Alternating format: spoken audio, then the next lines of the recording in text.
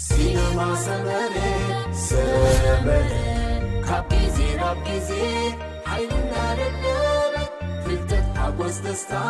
صحاب سني تروفتا نفسد النهار سينما سمرة عب سينما سمرة قدروا مزنك نوري وعاما وميدي دراما لالا بوزاتا سبورت فيلم سلام زغوركم تخاتلتي سينما سمر على توزينا سبورت حيزلكم قريبا لخو نمكتتالكم بخبري عدم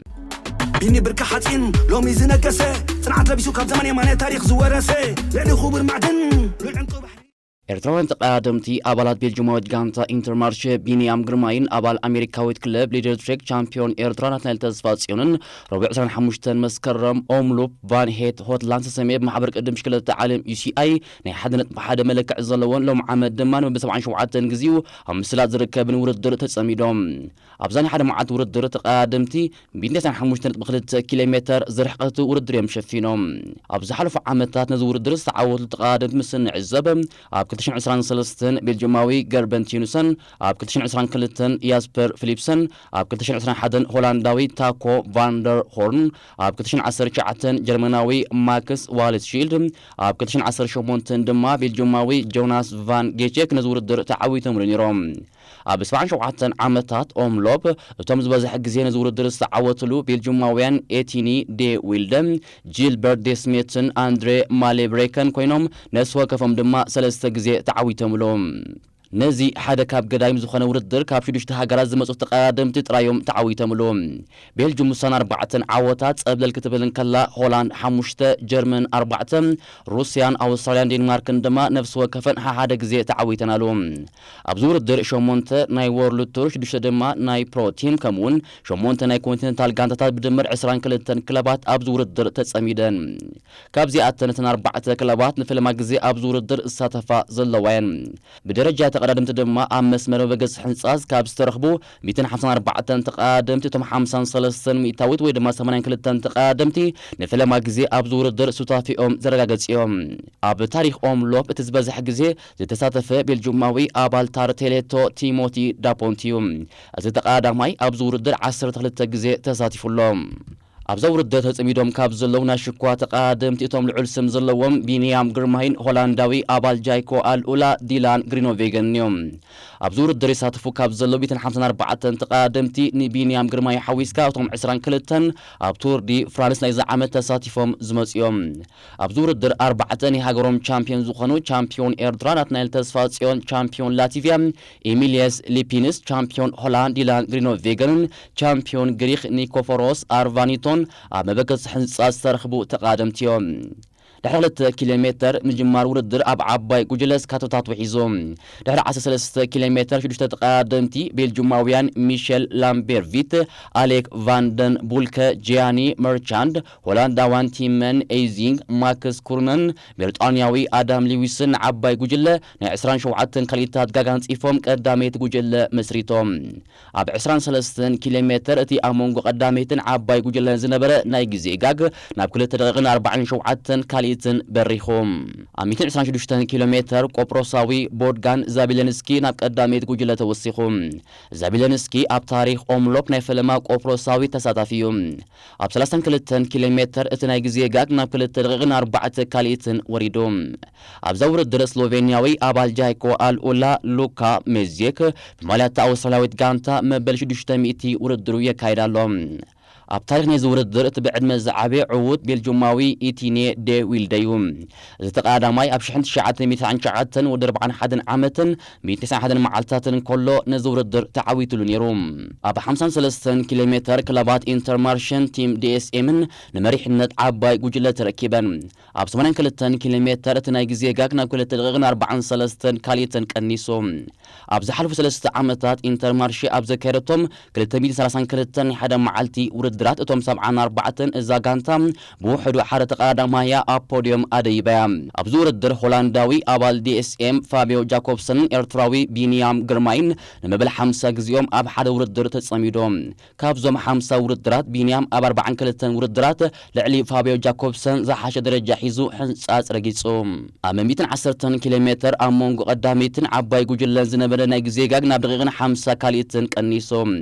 ንዓባይ ጉጅለ ድማ ጃይኮ ኣልኦላ ዲኤስኤምን ኢንተርማርሽን ተቃደምተን ሊኢኸን ቀዳሚት ጉጅለን ምሕዋት ይሰርሓ ኣለዋ ኣብ 139 ኪሎ ሜትር እቲ ዝነበረ ጋግ ናብ 50 ካልእታት ወሪዶም ሆላንዳዊ ናሽኳ ተቃዳማይ ፋቢዮ ጃኮብሰን ኣብ ናይ ብሽክለታ ሙዩ ኣመዝጊብዎም ካብ ዘሎ 46 ዓወታት እቶም 11 ኣብ ናይ ሓደ መዓልቲ ውድድር ዝተጎናጸፎም እዮም ኣብ 158 ኪሎ ሜትር ኢንተርማርሽ ሙሉእ ብሙሉእ መሪሕነት ዓባይ ጉጅለ ተረኪባ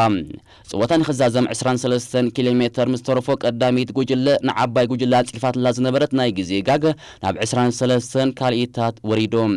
ጽወታ ንኽዛዘም 10 ኪሎ ሜትር ምስ ተረፎ ካብ ቀዳሚት ጉጅለ ተሪፉ ጸንሐ ቆጵሮሳዊ ዛቢለንስኪ ብዓባይ ጉጅለ ተታሒዙ ጽወታ ንኽዛዘም 5.1 ኪሎ ሜትር ምስ ተረፎ ሃዲማ ዝወዓለት ጉጅለ ኣብ ትሕቲ ሙሉእ ምቁጽጻር ዓባይ ጉጅለ ውዒላ ጽወታ ንኽዛዘም 5 ኪሎ ሜትር ምስ ተረፎ ኣባል ቢንጎል ቤልጅማዊ ሚኬል ላምቤርቺት እስካቶ ገይሩ ዝገበሮ እስካቶ ግን ዓወት ኣይነበረን ተገቢጡ ጽወታ ንኽዛዘም 4.1 ኪሎ ሜትር ምስ ተረፎ ሆላንዳዊ ዲላን ግሪኖቬገን 4 ደጋንቱ ሒዙ ንቕድሚት ወፂኡ ኣባል ግሩፓማ ኤፍዲጄ ፈረንሳዊ ፖል ፊኖትን 5 ደጋንቱ ሒዙ ወፂኡሎም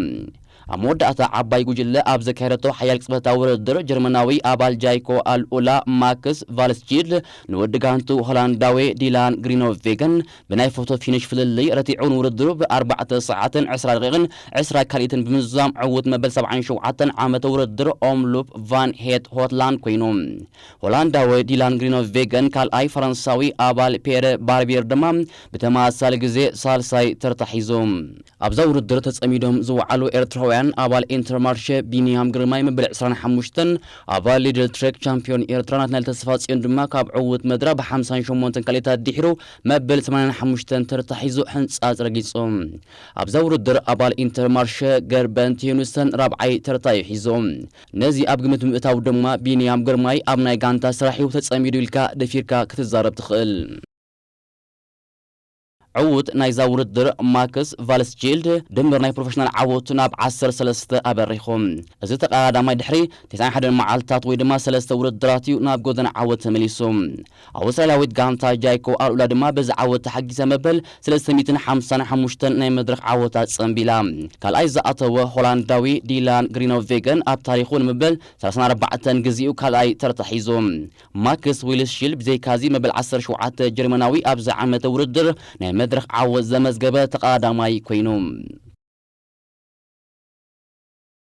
4 ኤርትራውያን ተቃደምቲ ኣባላት ፊሊፒናዊት ጋንታ 7-11 ኣኺሉ ገብረ ህይወት ወዲ ዓላ ኤቨን የማንን ኣሌክሳንደር ኢሳቅን ከምኡውን ኣባል ጀርመናዊት ጋንታ ባይክ ኤድዩኤል ሃብተኣብ ኣብቲ ካብ 26 መስከረም ጀሚሩ ንሰለስተ መድረኻት ዝኸይድ ዙር ህዋንግሻን ክሳተፉ ምዃኖም ወግዓዊት መርበብ ሓበሬታ ቅድም ብሽክለታ ፕሮ ሳይክሊንግ ስታትስ ኣፍሊጣ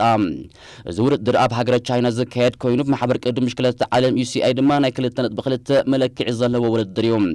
ተቃደምቲ ኣብ ቀዳሚት መድረኽ 140 كيلومتر أب كاليت مدرخ 118 كيلومتر أب ساسيت مدرخ دما 101 كيلومتر بدمر أب سلستي مدرخ 359 كيلومتر كزوريوم أب زحلفوا معالتات كاب كلب أسبيكونا فيليبيناويت غانتا 7-11 زتنبر ألكسندر إساق أب زور الدرب مالي حداس غانتو فالما يصوتو كايديوم